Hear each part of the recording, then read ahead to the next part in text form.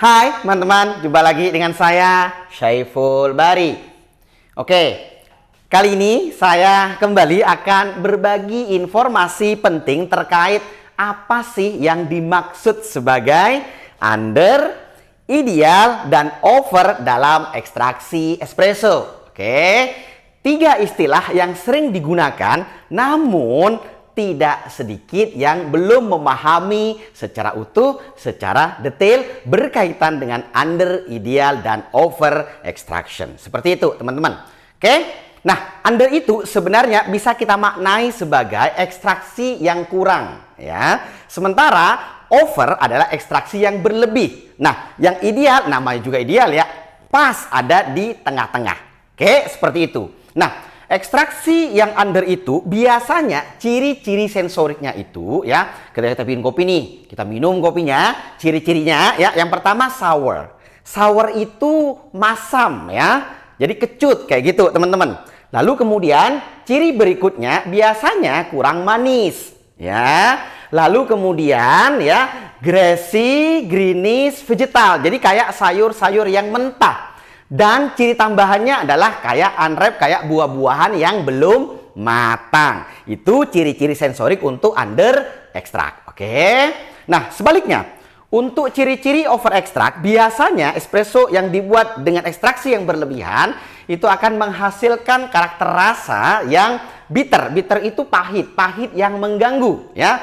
Gosong, ya. Dan juga dry, ya, kering. Kayak gitu, teman-teman.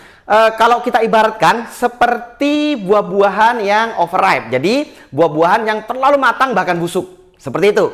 Nah, jelas ya, untuk yang ada di tengah itu yang disebut sebagai ideal dalam panah ekstraksi ya. Jadi ada under extract, ideal, lalu over extract. Panahnya panah ekstraksi, bukan panah yang ke atas, panah strength ya. Beda. Ini kita lagi bahas soal ekstraksi. Nah, untuk yang ideal itu tentu saja ya, secara visual ada kremanya. Kremanya bagus, nggak bocor, ya, nggak bolong, kayak gitu ya.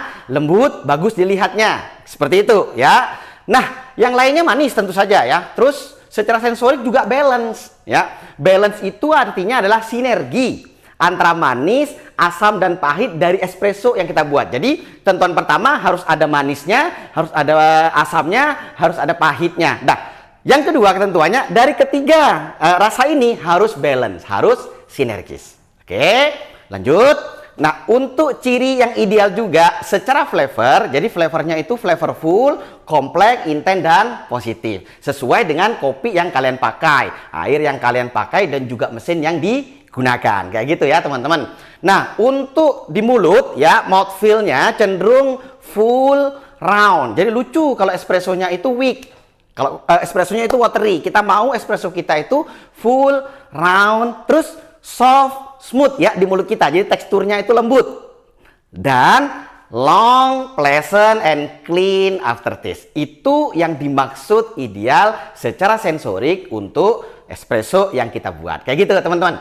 Nah, secara saintifik yang dimaksud under itu ya sebenarnya adalah ekstraksinya yang kurang. Kurangnya seberapa? Nah, sama dengan yang over. Over itu kan lebihnya seberapa? Ada teori gitu ya. Dengan bantuan alat refraktometer, salah satunya yang ini gitu ya, kita bisa mengukur nanti dan kita bisa menghitung secara matematis gitu kan, apakah espresso yang kita buat itu ideal atau tidak, under, over. Kita mau yang ideal ya. Nah, yang ideal itu ya, itu adalah 20% plus minus 2 dalam hal ekstraksinya. Jadi antara 18 sampai 22%. Seperti itu, teman-teman.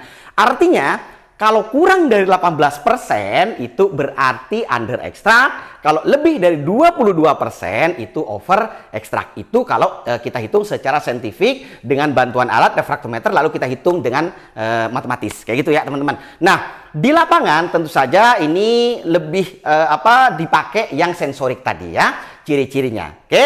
Jadi ceklah espresso kalian apakah masuk dalam kategori under atau over. Syukur-syukur kalau sudah ada di titik ideal ya. 18 sampai 22% dan secara sensorik juga ideal seperti yang sudah saya sampaikan barusan. Nah, itu semua tentu saja dipengaruhi oleh variabel-variabel yang berkontribusi terhadap espresso, lalu juga workflow-nya dan juga ya bahan baku dong, kopi yang kalian pakai, airnya termasuk ya grinder, mesin giling kopi dan juga espresso machine yang kalian gunakan ya, terutama kalau kalian bergerak di industri specialty coffee. Seperti itu teman-teman. Oke? Nah, ini bahasan berkaitan dengan extraction, bukan berkaitan dengan strength atau kekuatan kopi, lebih pada ekstraksi kopinya. Kayak gitu ya teman-teman ya. Semoga tip dari saya kali ini bermanfaat untuk kalian ya.